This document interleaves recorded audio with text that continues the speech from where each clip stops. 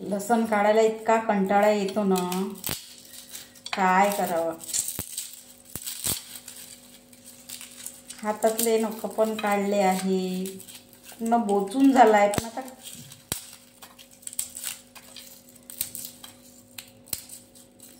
कसं काढावं, काय करा. इतका म्हणजे हे बघा, निघत नाही आहे. कसं काढायचं, काय करायचं.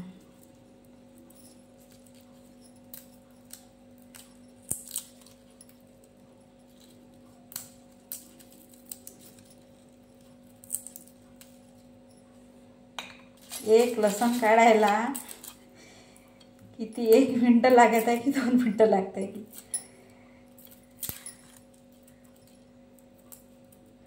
हे बघा,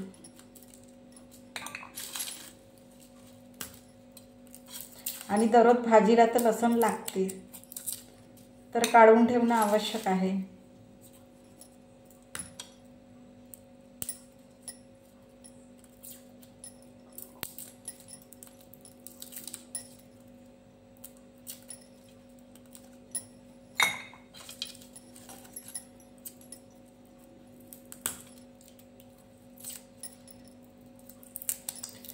भाजीला लागते, मसाल्याला लागते, किती सारं लसण काढून ठेवलं तरी आखरी कधी ना कधी ते संपतेच.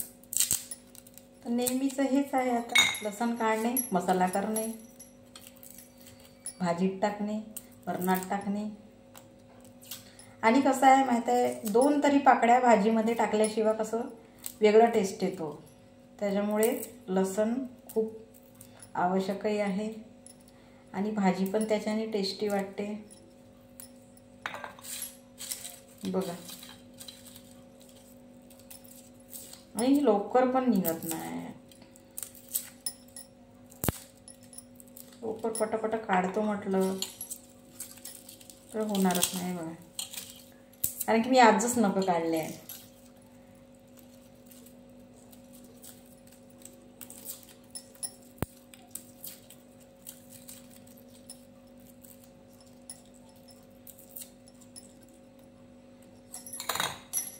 आणि लसणाशिवाय तो होत नाही,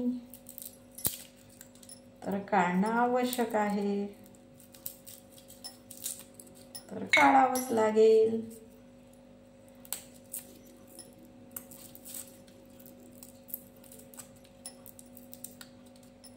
हे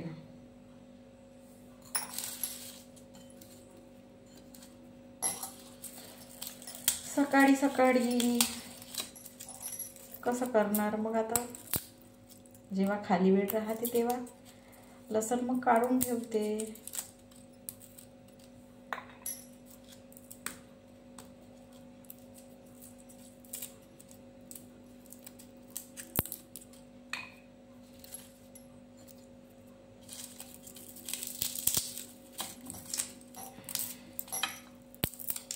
खिचडीत तर किती छान वाटते लसूण जर फोडणी दिलं, आपली साधी खिचडी भाताची खूप छान वाटते.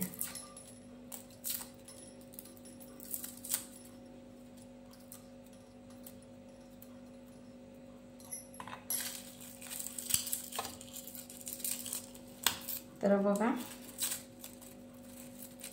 माझा एक गाठा काढून झाला आहे पूर्ण. होईल उद्या पुरतं आता.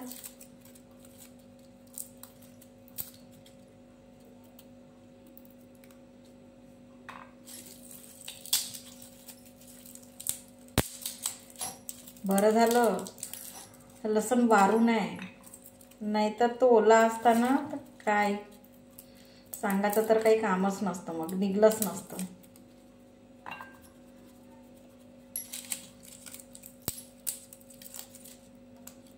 थोडं निघत तरी आहे.